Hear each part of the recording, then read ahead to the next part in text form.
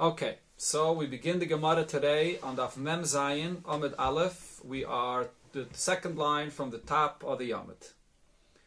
So the Gemara here continues with the halachas of muktzeh, and the Gemara will discuss a very important concept in muktzeh, which we had already before, which is the concept of a basis ledavar ha'aser. When you have anything that serves as a base for something which is aser on Shabbos, so since it's serving as a base for that, it becomes muktzeh, and you may not move it. So over here the Gemara will discuss some details of this halacha. Sagt die Gemara, Amar Rab Zeirem, Amar Rab Asi, Amar Rab Yechanan, Amar Rab Chanine, Amar Rab Rumnus. So he said as follows. Rab Rumnus said, Li hitte Rebbe allowed me, letaltel machta ba'afara, to move a pan, and this is, as Rashi here explains, and as we'll see soon in the Gemara, this was a kind of pan that was used for incense, to cook up the incense and to create a nice aroma. So there was leftover ashes in this pan, and Rebbe allowed him to move around this pan with the ashes inside. And at this point, the Gemara's assumption is that these ashes, they were not expected to be there. The person wasn't planning on using them, so the ashes are muktzeh. Especially since we're following here the opinion of Rabbi Yehuda. And Rabbi Yehuda holds something that's fit for use right now, but you weren't expecting to use it, so it's muktzeh. So the ashes are muktzeh, but Rebbe allowed Rabbi Rumnus to move the pan, which is not muktzeh, that has these ashes inside that are muktzeh. Amalei Rab Zeira le Rab Asi, so Rab Zeira said to Rab Asi, Mi Omar Rab Yechanan Hachi, did Rab Yechanan say this? How could you say this is allowed? What nam? We learned in a Mishnah, Noi tel adam benoi, a person may pick up his child, Vaha even biyadeh. And even though his child is holding a stone in his hands, which is of course muktzeh. So his child is holding something which is muktzeh, but the child is not muktzeh. So you can pick up your child. Oy kalkala, or a basket, Vaha even b'seicha. And the basket has a stone inside, so the basket itself is not muktzeh, but it's a basis, a base, and it's holding in it the stone. You're allowed to pick up the basket. That's what it says in the Mishnah. But Rabbi Yechanan came and clarified what the case in the pshat in this Mishnah is. Amar Rabbi Baba Chana, that is Amar Rabbi Yechanan, bikalkala meleya peiris askinan. We're talking about a basket that's filled with fruits. And because it's filled with fruits, so therefore the fruits is the main thing that the basket serves as a base for. The fruits are much more valuable than whatever pebbles or stones are inside. So therefore it's considered to be a base, a basis for a davar mutter. The davar aser that's there is secondary, and therefore it's mutter to pick up this basket with the stones that are inside. But if there would be no fruits inside, it would just be a basket that has stones inside, so then it would be aser to move the basket, because the basket becomes a base for a davar aser. So our question is, how could we say that Rebbe allowed to move a pan that now is a base for the ashes that are inside? The ashes is something which is muktzeh, so how could you move the pan? So the Gemara says, time it is bapedi. So we see here the only reason why you could move this basket with the stone inside, because it also has peiris. Hales bapedi, if it does not have peiris, then loy, then you can't move it. So the Gemara over here is only discussing the Mishnah, read the part of the Mishnah that mentions about the basket with the fruits. There's another part of that Mishnah which says that the person can pick up his son, benai, even though he's holding a stone. So the Gemara will later explain that over there, the reason why that's mutter, even though his son is only holding a stone and not anything else, is because it's speaking about a case that the child is really longing for his father and he wants his father to pick him up, and if the father is going to ignore him, so then the child could become ill. That's the heter in that case. But the heter regarding the case of the basket is only because it has peiris inside and not only the stone inside. And the point over here is that the peiris is not only a davar mutter, but it's actually more valuable than that stone inside. So therefore the basket serves as a base for the peiris and not for the stone. So Rav Asi, when he heard this question, was quiet for a while. It was a very good question. And then V'amar, he said as follows. Hachanami, over here as well, we're going to have to say, when Rebbe allowed to move the pan with the ashes inside, the isbak kroten. There were still pieces left over from the incense that were not ashes, and therefore they are not muktzeh. And they are more valuable than the ashes, and therefore you were allowed to move it. Amar Abaye, so Abaye argued in this. Abaye said, krotin, these leftover spices that were there, bei Rebbe, in the house of Rebbe. Rebbe was a very, very rich man, as we know in the Gemara in a few places. Mich shivi, do they have any chshivas whatsoever? How can you say that because of those little leftover pieces of the spices, therefore they're more chashiv than the ashes, and therefore you're allowed to move the pan? It's not in the house of Rebbe, they have no chshivas whatsoever. If you're going to argue and say, even if it can't be used for Rebbe, but still for poor people, that for them it would be significant. So therefore the fact that it has those pieces inside the pan is significant, and you could use it, you can move it, that is, even while it has ashes inside. Sagt the Gemara, but by Rebbe, but we learned in Abraisa, big day aniyim. This is halacha we had already before. This is discussing regarding the size of a garment. That's the minimum size that a person will use in order to be fit to be mekabel tumah. So it depends who you are. Big de aniyim, la aniyim. If it's a small size of a garment, if it's only 3 by 3 finger breadths, so that's a very small size of a garment, but for a poor person, that has significance, and therefore it becomes tameh. Big de ashirim, la ashirim. For a rich man, it has to be at least 3 tfachim by 3 tfachim in order to be mekabel tumah. So what do we see from the lashon of this braisa? Avol da aniyim la ashirim. If you have a garment that's the size small, that's used for a poor person, for ashirim loy, for a rich man, that's not a size that would be tummy. So over here as well, if for Rebbe having those krotim, those leftover spices in the pan, are not choshev at all, so it shouldn't make this thing not muktzeh. If the ashes are there and the other pieces left over have no chshivas whatsoever, so it's muktzeh. So how could Rebbe have allowed Reb Rumnis to move it? Elama Abaye says a different shot. Midi dahave a graf shel rei. This is similar to a graf shel rei, which is a pot of excrement which a person has that he wants to get out of his house. So here, this is a concept that we'll learn in Mitzvah Shem and other places in the Gemara. This is one of the exceptions for muktzeh. Although this is something which is muktzeh, it's set aside. The person, of course, doesn't want it at all. But because of the unpleasantness that it creates there in the house on Shabbos and Yom Tov, Chachamim dismissed muktzeh and allowed you to move this out on Shabbos.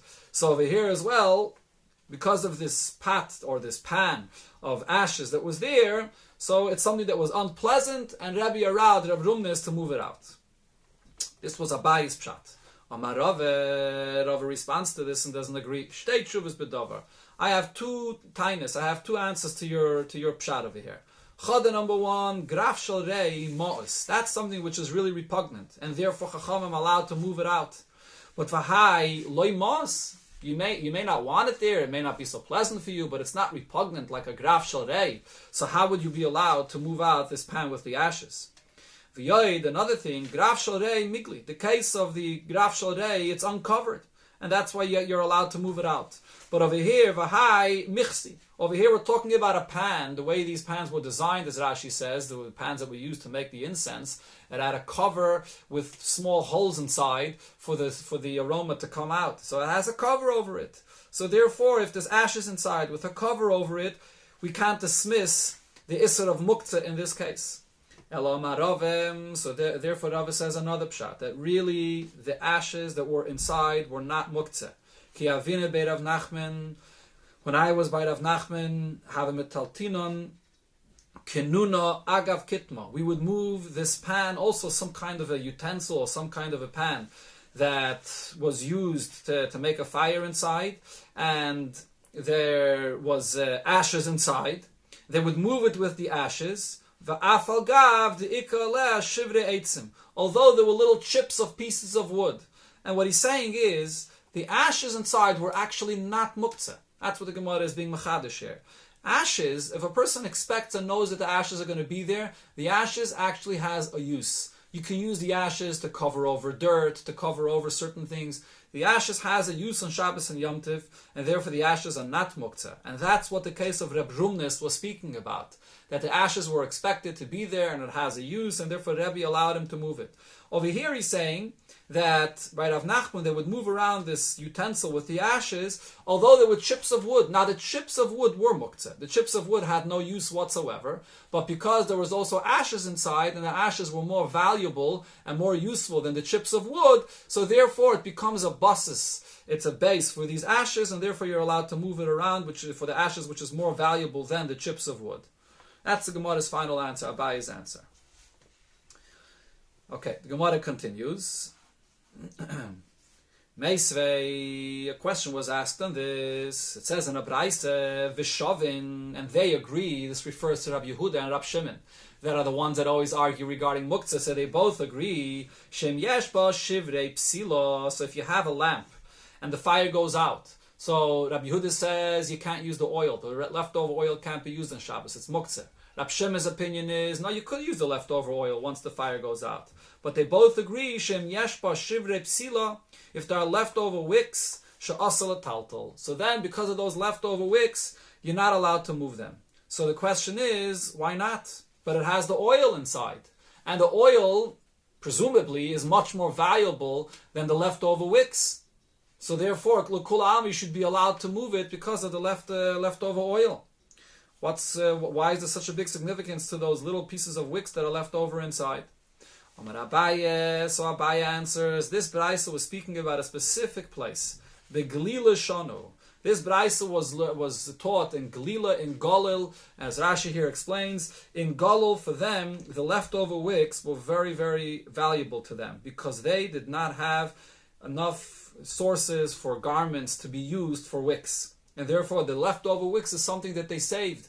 And therefore, it's even more valuable than the oil that's left over, and therefore everybody agrees that in that case, in that place, that if there's leftover wicks, and that it's muktzeh. Person can't use it on Shabbos, and it's aser, and therefore has more value than the oil, and it becomes a basis for a davar ha-aser that's more significant than the davar ha-mutter, the oil that's left over in this lamp. So this is the Gemara that presents to us this very important rule. This is the conclusion of this inyan here, that when you have a basis, l'davar ha'aser, it's certainly muktzeh. If you have something which is a basis, l'davar ha'aser v'hamutter, it's a basis for two things. So then as we see here in the Gemara, it's going to depend which one is more significant. If the davar ha'aser is more significant, it'll still be aser to move it. If the davar ha'mutter is more significant, so then you'll be allowed to move it. This becomes very relevant if a person wants to move around Shabbos candles on Shabbos, and he has a tray where the Shabbos candle sits on, and he wants to be able to move it around, and he wants to consider the tray to be a basis for a davar ha'aser, the Shabbos candles, and something else. So you put something else on the tray to make it a basis for something else.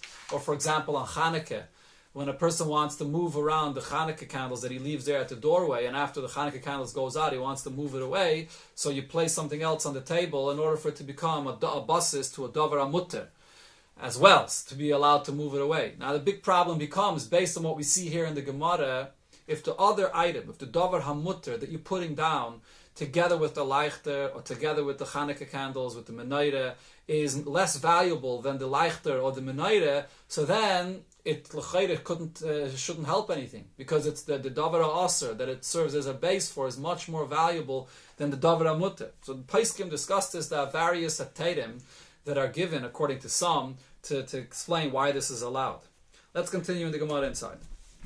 Levi bar Shmuel, Ashkechinu l'Rab Abba or l'Rav Huna bar Chiya. So he encountered these two Amiroim, the Avakaima Pischa de Rav Huna, and they were standing at the door of Rav Huna. Amalahu, he said to them, and this goes back now to a different concept that we learned before, and this is regarding the candelabra that we learned about before, that you're not allowed to use a large candelabra that's made up of parts because it can fall apart and you will come to put it back together, which is baina, or makeh b'patish, Rashi said. And the same thing is also, even if you have a candelabra that's not made up of parts, but there's a gzeir of Chazal that since it looks like it's made up of parts, and therefore you're not allowed to move it on Shabbos. So here we're going to discuss another halacha related to this halacha. Ma'u lahachzer mito shel tarsiyim b'Shabbos. So you have a bed which was used by coppersmiths, Rashi says, or weavers. These were people that traveled from one city to another to sell their things, and they used to travel along with them with this bed that was disassembled, and they would assemble the bed. So this is a bed that could be assembled on Shabbos. The question is, are you allowed to assemble this bed on Shabbos? Is there an issue of makeh bepatish, or perhaps an issue of baina? As I mentioned, some Rishonim say makeh bepatish, and other Rishonim say there's an issue of baina. The Alter Rebbe Shulchan Aruch brings up this whole Indian, and he discusses the concept of baina bekalim, that in this case there could be an issue of baina. So that's the question: are you allowed to assemble this bed on Shabbos? Amrulei. So they answered him, Shapidami. Yes, it's allowed. It's not a problem. So they came in front of Rav Yehuda, and he said, Ha, Rav Shmuel Damri Tarvaya, but we know Rav and Shmuel both said regarding this exact case, if you assemble this bed of the coppersmiths on Shabbos, chayev chatas. It's mamash issa d'oraisa, and you chayev chatas. So the Gemara brings now a question, which will ask a question on the opinion that said that it's permitted. Meisvei, we learned in a Braisa as follows: Hamachzir kone menoire b'Shabbos chayev chatos. You have a candelabra that's made up of the branches that you can disassemble and assemble again. If you assemble it on Shabbos, you chayev chatos. Kone saidin, if you have a long pole that's used by painters, and they assemble it in order to make the pole of the using to paint to have it longer or shorter, so it's assembled and disassembled. So if that's assembled on Shabbos, so then lo yach, so you should not assemble it on Shabbos, but vim hichser, if you do, you're potter. And as Rashi here says, because this is something that's constantly removed and put back, and therefore even when you assemble it, it's not considered to be like you completed and created a keli here, because you'll immediately disassemble it again to paint in another place and so on. Avalasa, but still with the Rabbanan it's forbidden. Apsimoi says, Keren agula. Now here we're talking about horns that are used as musical instruments. So when you have a round horn, chayiv, if you assemble that on Shabbos, since it's something that's more difficult and it takes a professional to be able to assemble it properly, that it should fit together, so for doing that, you're assembling it properly and fully, you chayiv. Keren pshuto, but when you have a straight horn that's used, that is not so difficult to assemble, and it's assembled and disassembled constantly, so for that you're potter. But it's still asr though.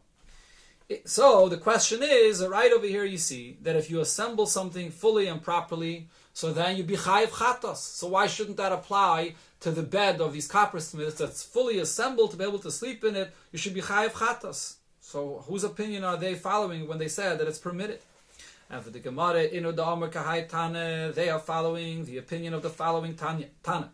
The Tanya we learned in another Braisa, malbeinoi samito. When you have bed sockets, these were sockets that were used below the legs of the bed in order not to make a dent in the ground, especially in those times when it was made up of earth. So they had these bed sockets, the karei samita, or the bed legs that are assembled, v'levachim shel skibis, and crossbow nuts. And these are all things that are assembled. They're put in and taken out constantly. Lo yachse, so you should not put them in on Shabbos. But v'im hichzer, potter. If you did, you're going to be potter. Okay? Avalasa, but it's still forbidden. The next Amud, the Gemara continues.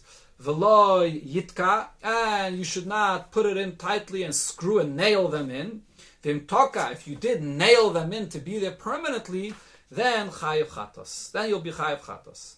Rab Shimon ben Gamliel Omer, Rab Shimon ben Gamliel says, Im haya rafoi, if when you're assembling these things, it was loosely fitted, so then mutter. Then it's completely mutter. So this is the opinion. Rab Shimon ben Gamliel, when it was loosely fitted, that he says that it's totally mutter. This is the opinion that they followed when they said the heta regarding the bed of the coppersmiths that would be assembled, because it was being assembled loosely, so therefore he said that it's totally allowed. Sagt the Gemara weiter, Bei Rav Chama have miti glala nisa. By Rav Chama, they had this bed, which was a sectional bed also, that they would assemble and disassemble, similar to the coppersmiths that used this kind of a bed. They would assemble it on Shabbos. So one of the Rabbanon said to Rav, what is your opinion? Why are you allowing this to be done on Yontif? binyan min atzadu. This is because it's an indirect binyan. In other words, it's not the usual kind of assembly because it's not being done in the regular manner. Even if there is no Issa Dairaisa in such a case, because it's not being done in the regular way. It's not being done tightly and properly, but Isura de Rabbanan Mia Ikke. There still should be a Issa de Rabbanan for assembling it in this way. Amalei, Rava answered, no, I am following the opinion of Rab Shimon ben Gamliel, the Amar, which said, Im haya rafoi, if it is very loose, so then mutter. If you assemble it and it remains loose, it's allowed to be assembled this way on Shabbos. These halachas are brought in Siman Shin Yud Gimel and Shulchan Aruch. The Alter Rebbe brings it towards the end of Siman Shin Yud Gimel and Shulchan Aruch. And here the Alter Rebbe says that when you come to assemble kelim, you should not assemble kelim, of course, even definitely when it's being made assembled tightly. Now, even when it's being assembled in a way that the Alter Rebbe says rafoi ve'ena rafoi, that it's not very tight, but it's also not very loose either. There's also a gzeira of Chazal not to assemble it this way. When you're assembling it in a way that it's completely loose, so then it would be mutter. Dr. Mishnah, Noisnin, Keli, Tachasaner. You may place a keli below a lamp, lakabel nitzaitzis, to be able to receive and to be able to catch any falling sparks that the house shouldn't catch on fire. However, you should not put any water into this keli, because then you're extinguishing a fire. So the Gemara will explain exactly what this Mishnah is saying. Let's see.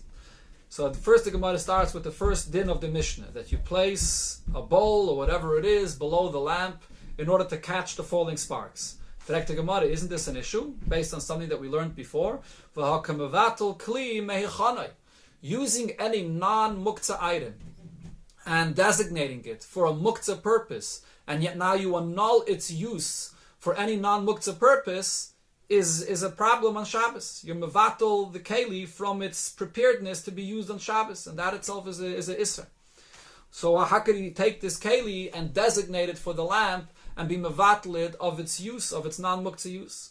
Rav Yeshua answers, Nitzaitzis ein ben mamish. The sparks have no mamish. They have no substance. The sparks go into the keli. They're catching those sparks, but they don't remain there. So after the sparks come into the keli and they're gone, you can still take the keli away and use it for wherever you want. So you're not mevatel the keli from whatever use it had. Talk to Gemara weiter. Now the second half of the Mishnah,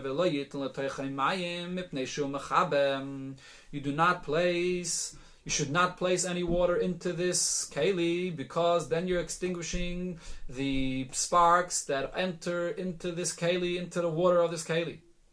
So the Gemara at this point is assuming that the pshat in the Mishnah is, when is the person placing that keli below the lamp to catch the sparks? On Shabbos.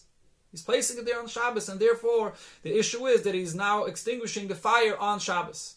Frek the Gemara, Leimes, shall we say, Tanan Stomach Rabbi Yosi, that this Mishnah will be a Stam Mishnah following Rabbi Yosi's opinion. The Omar, what did Rabbi Yosi say? Gairim lekiboy aser, causing to extinguish a fire is also forbidden. In other words, in this case, when the person places the bowl under the lamp to catch the sparks, he didn't extinguish the fire. He's causing the fire, the sparks, to enter into the water and then to be extinguished. But he didn't extinguish the fire directly. And Rabbi Yosi says that that's a problem on Shabbos. Where did Rabbi Yosi say this? Rabbi Yosi says this halacha regarding a case where a fire breaks out on Shabbos, and the Mishnah there says that you can put up a wall of anything to separate, of any material to separate between the place where the fire broke out and another place if you don't want the fire to spread. Rabbi Yosi comes there and says that if you're putting up a separation made up of kalim, of cheres kalim, that have water in it, you're not allowed, because the water may, the kalim may burst and the water may come out and the water is going to extinguish the fire. So although you haven't extinguished the fire directly, you're causing the fire to be extinguished, and it's not allowed. Right? So just like over there, you're causing the fire to be extinguished, and Rabbi Yosi says it's not allowed. In our Mishnah, it seems like it's saying the same thing. You can't put a keli with water that causes the sparks to be extinguished. Taisus here points out that really that Gemara is very different than our case. There we're talking about a fire that's burning, and there's a danger, and there's the concept of Adam Bahol al Memainai, that a person becomes very distressful regarding his money, and therefore there's different halachas that apply in that case. So the comparison to our case, where the person is just placing the bowl under the lamp to catch the sparks, doesn't necessarily apply. Taisus says the Gemara could have brought up this concept, but it chooses to go in a different direction. Talk to Gemara. Betizbera, is this logical to make this comparison to the opinion of Rabbi Yosi there? Hey, Madam Rabbi Yosi b'Shabbos. Rabbi Yosi was speaking about a case where a fire breaks out on Shabbos. Are you allowed to place a separation for the fire not to spread in a way that it'll cause the fire to be extinguished? But be'erev Shabbos miyama, was Rabbi Yosi speaking about doing this before Shabbos on Friday afternoon, for example? Of course not. Now, if you're going to say Hachanami in our Mishnah b'Shabbos, in our Mishnah when it talks about the halachas of placing a keli below the lamp to catch the sparks and not to place water into the lamp, that this is also talking about on Shabbos, the Gemara will say now, no, this is not the case. It's talking even about on Erev Shabbos, because Vatanya, we learned in Abraisa, Neisnin keli tachas haner lekabel nitzaitzes, you're allowed to place a keli under the lamp to catch the sparks b'Shabbos. You can do this on Shabbos. Vein tzarich loyma b'erev Shabbos. Needless to say that you can do this before Shabbos. And then going on to the next case, which we're speaking about, v'layitin l'toichin mayim, and you should not place water into this keli mipnei shum mechabe, because you're extinguishing the fire.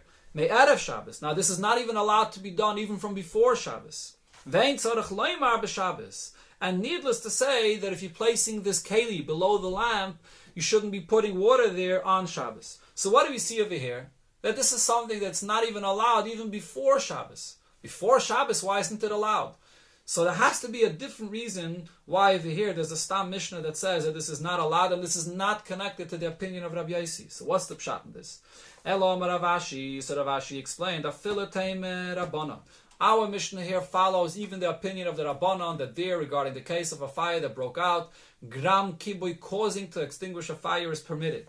But over here, shani hacha, our case is different. Mekarev as kibuyai.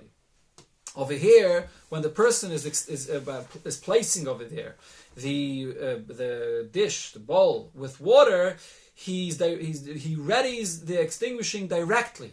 Meaning that it's possible that while he's placing the bowl there, as he's putting it down, there's a spark that comes out and he's extinguishing the fire. And it's he's mamish basically doing directly the extinguishing of the fire. So therefore, Chachamim did not allow you to place this keli below the lamp with the water inside, because you're much more directly extinguishing the fire than the case that Rabbi Yosi was speaking about. When a person puts up a partition of kalim that have water in it, and it might burst and the water might come out and then later extinguish the fire. Here, as you're putting down the keli with the water inside, it could extinguish the fire.